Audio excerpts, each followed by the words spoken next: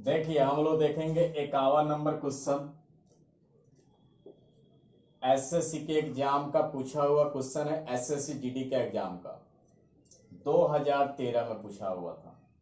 देखिए 51 number question क्या कर रहा है समझिए।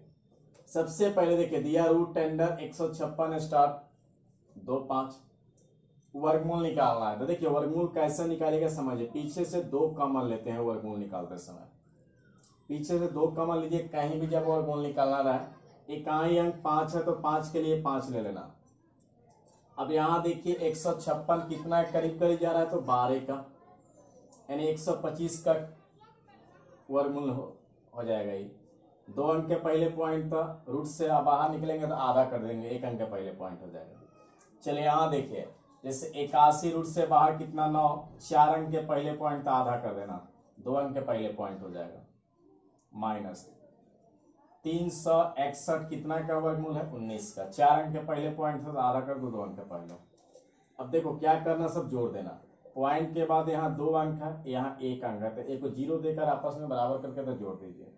9 में 0 जोड़ दीजिए 9, 5 का 5, 12 का 12, माइनस कितना है 0.19, घटा दीजिए आंसर हो जाएगा। 9 में से 9 गया 0, 5 में से 1 गया कितना 4, 12 में से 0 गया 12, यानी पॉइंट के बाद 0 का वैल्यू नहीं है, यानी आंसर कितना हो गया 12.4।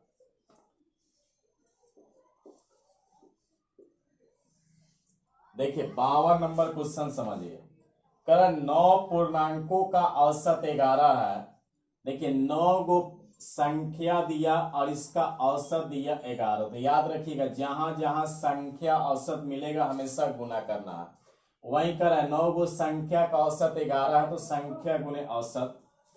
अब कह रहा है कि परंतु गणना करने के बाद यह देखा गया कि भूलवश गणना करते समय 23 को 32 लिख दिया गया।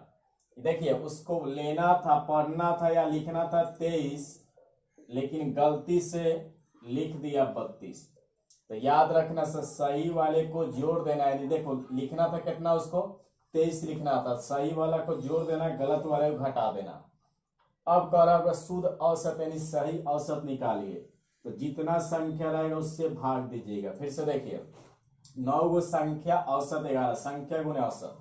अब देखिए उसको लिखना था 23, गलती से लिख दिया 32। तो याद रखना कहीं भी इस टाइप से क्वेश्चन मिले तो सही वाला जोड़ देना, गलत वाला घटा देना, और जितना संख्या मिलेगा उससे भाग दीजिए।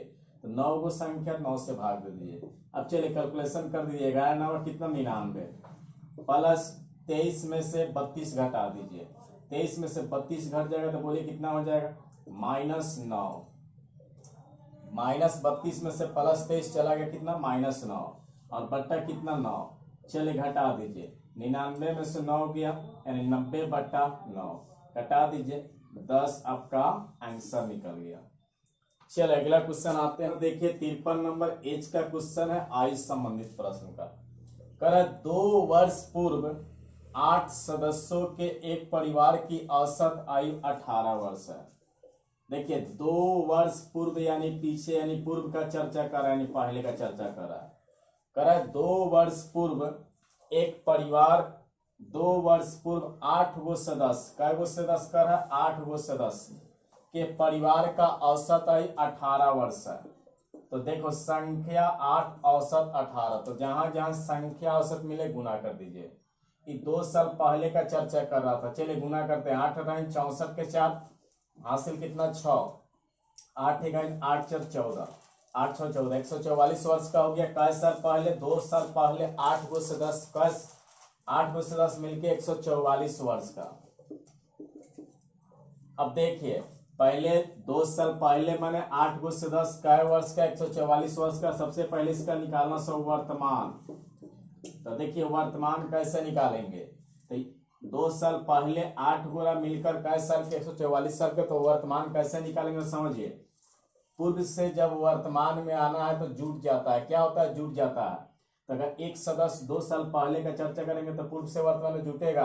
तो यहाँ कै गो सदस्य है 8 गो सदस्य है, तो 8 गुने कितना 2, प्रत्येक सदस्य का 2 वर्ष जुटेगा, तो 8 दूना 16, 144 में जोड़ दो 16, 8 दूना 16, जोड़ दिए 6 4 10 के 0 हासिल 1 4 1 5 1 6 यानी कितना हो जाएगा 160 वर्ष। अब आगे पढ़ते हैं क्या करें, यानी वर्तमान में 8 गुण से 10 मिलकर 160 वर्ष के। अगला क्वेश्चन देखिए क्या कर रहा है, इस एक बच्चे के जन्म लेने के बाद परिवार की औसत आयु आज भी उतनी ही है। अब देखिए एक बच्चा का जन्म हो गया तो पहले से 8 गो सदस्य से अब एक बच्चा आ गया तो सदस्य कितना हो जाएगा 9 गो। आज भी परिवार की औसत आयु वही है, औसत कितना 18 ही है। तो अब गुना कर दो, वर्तमान का ही चर्चा कर रहा है, किसका चर्चा कर रहा है, वर्तमान यानी प्रेजेंट का।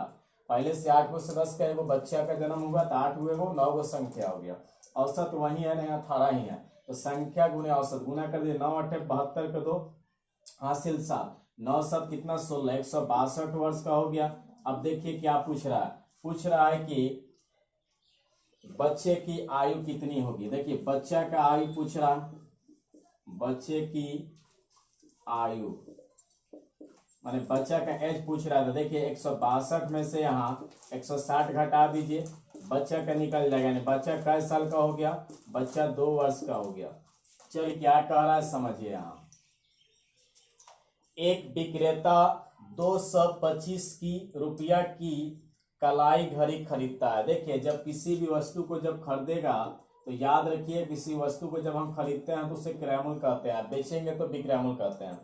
किसी कलाई घड़ी को 225 रुपया में खरीदा, यानी 225 में खरीदा यानी क्रय मूल्य हो गया 225। अब करें उसकी मरम्मत पर 15 रुपया खर्च कर दिया। अब टोटल यानी कुल क्रय मूल्य बताइए कितना हो जाएगा। तो पहले से क्रय मूल्य 225 रुपया था, अब इस पे 15 रुपया मरम्मत पे खर्च कर दिया था, 15 रुपया मरम्मत पे खर्च कर दिया तो जोड़ देंगे, तो बोले 225 में 15 जोड़ दीजिए कितना हो जाएगा 240 रुपया हो गया टोटल क्रय मूल्य।